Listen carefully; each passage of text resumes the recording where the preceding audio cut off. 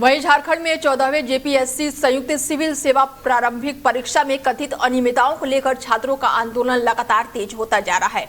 राजधानी रांची में कई दिनों से प्रदर्शन कर रहे अभ्यर्थी परीक्षा रद्द कराने, पूरे मामले की सीबीआई जांच और भर्ती प्रक्रिया में पूर्ण पारदर्शिता सुनिश्चित करने की मांग पर अड़े हुए हैं। और इसी बीच मुख्यमंत्री हेमंत सोरेन ने पूरी तरह से छात्रों से बातचीत का भी प्रस्ताव दिया है। जानकारी के मुताबिक सरकार और छात्रों के 5 सदस्यीय प्रतिनिधि मंडल के बीच वार्ता की तैयारी की जा रही है। हालांकि छात्र नेताओं का कहना है कि बातचीत मीडिया की मौजूदगी में होनी चाहिए ताकि पूरी प्रक्रिया पारदर्शी रहे और किसी तरह का भ्रम न फैले।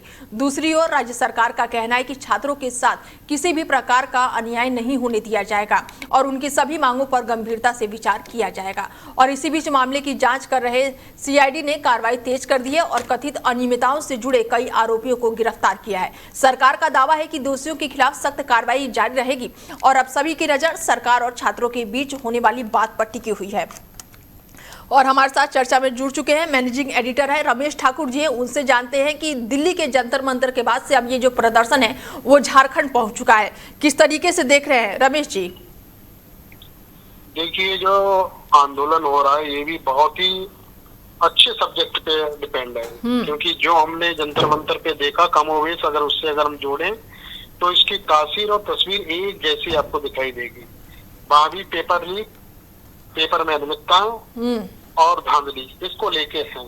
लेकिन सवाल थोड़ा सा ये उठ रहा है कि इनके जो छात्र नेता जो इसको अगुवाई कर रहे हैं, क्योंकि वो पहले 2-3 बार चुनाव लड़ चुके हैं निर्दलीय, जहां 3rd या 4th पोजीशन में वो रह चुके हैं। यहाँ थोड़ा सा अटपटा लगता है कि ये जो व्यक्ति है हो सकता है राजनीतिक इसके अंदर कोई महात्माकांक्षी वाली ऐसी कोई बात हो।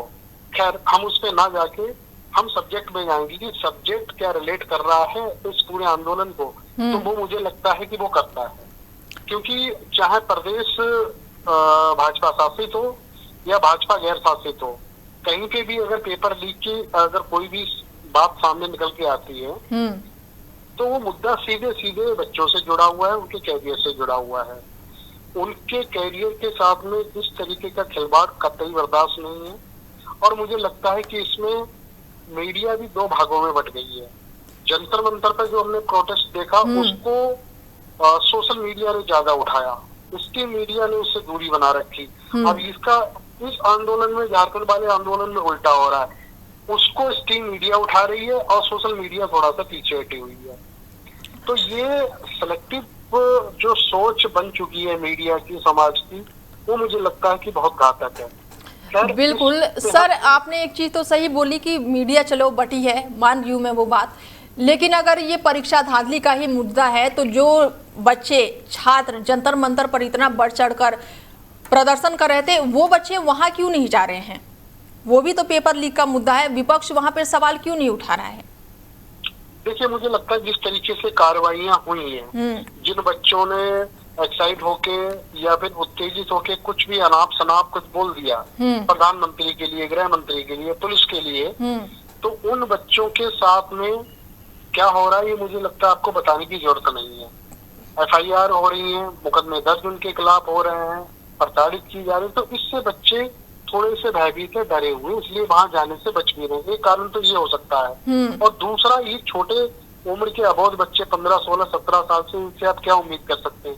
इनको एक बार आप दांत टटक दो या फिर इनको डरा दो तो वो बच्चे दोबारा से नहीं जाएंगे। तो कमोवेश मुझे लगता है उनके साथ में ऐसा ही हो रहा है। लेकिन सबसे बड़ा सवाल है कि सरकार इन चीजों को इस हद तक मुद्दे को ले जाना क्यों चाहती है?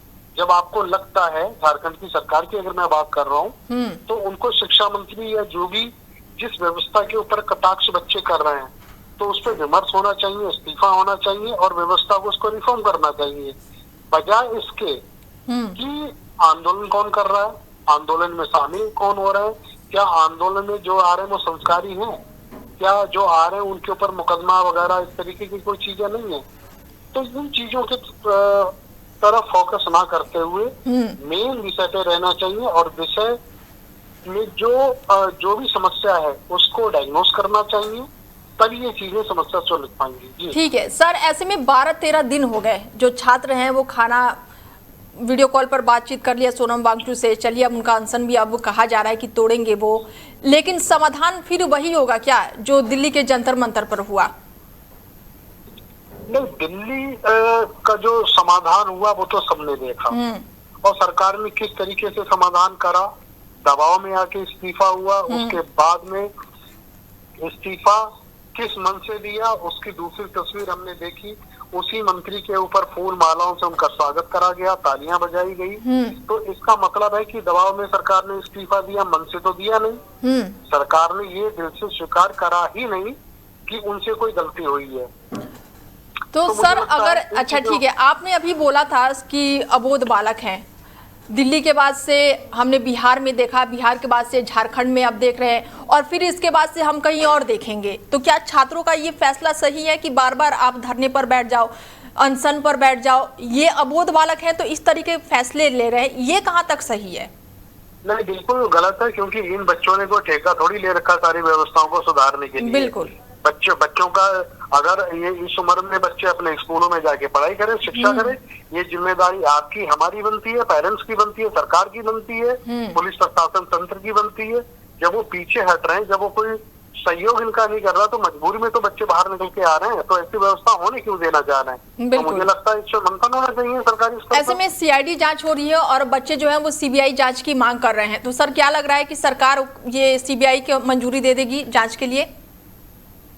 नहीं, मुझे लग रहा है सीआईडी जांच भी पर्याप्त है, ये जांच भी मुझे लगता है अगर सही ईमानदारी से ट्रांसपेरेंट तरीके से अगर हो जाएगी तो दूध का दूध पानी का पानी हो जाएगा। सीबीआई की ये मुद्दा तब जाए जब पता चला कि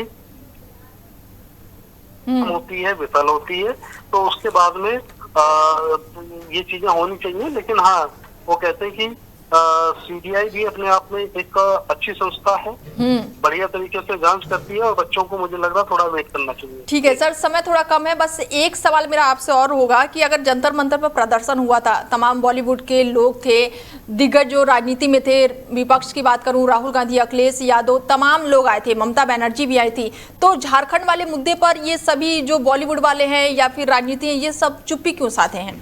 वो भी बच्चे तो वही कर रहे हैं।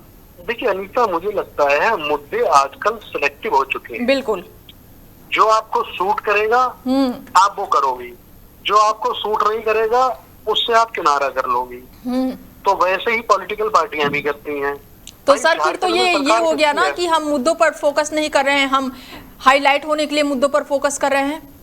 मैं उसी पे आ रहा हूँ। देखो, झारखंड में सरकार भाजपा की नहीं है, विपक्ष की सरकार है, तो जाहिर सी बात है वहां पे आप सत्ता पक्ष से जुड़े हुए लोगों की आमदनी ज्यादा देख रही होगी। अब वहां पे विपक्ष ने दूरी बना रखी है, और नहीं होना चाहिए इसमें। अगर आंदोलन हो रहा किसी मुद्दे के लिए हो रहा है, किसी मुद्दों के लिए, और कहा जा रहा है कि छात्र जो है वो राजनीति में नहीं जाएंगे, और राजनीति के लिए ये नहीं है, ये छात्रों के लिए है, तो यहाँ पर तो पक्ष और विपक्ष कुछ भी नहीं है। इसमें दो ही चीजें सामने निकल के आती है ना। पहला तो ये है, देखो राजनीति में नहीं जाएंगे ये बच्चे कह रहे हैं ना, लेकिन जो आंदोलन जो व्यक्ति कर रहा है वो तो राजनीतिक है ना, वो तो उसमें चुनाव लड़ चुका है 2-3 बार। तो इसमें बच्चे अगर उनका साथ ले रहे हैं, अगर ये कह रहे हैं कि मैं राजनीति के जरिए राजनीति में नहीं जाऊंगा, तो ये भी कहना मुझे लगता गलत होगा, क्योंकि उनका पहला और आखिरी मकसद यही है कि इस आंदोलन के जरिए मैं अपने आप को प्रचारित करूं, बड़ा नाम बनाऊं, और मैं राजनीति में अपनी जगह बनाऊं।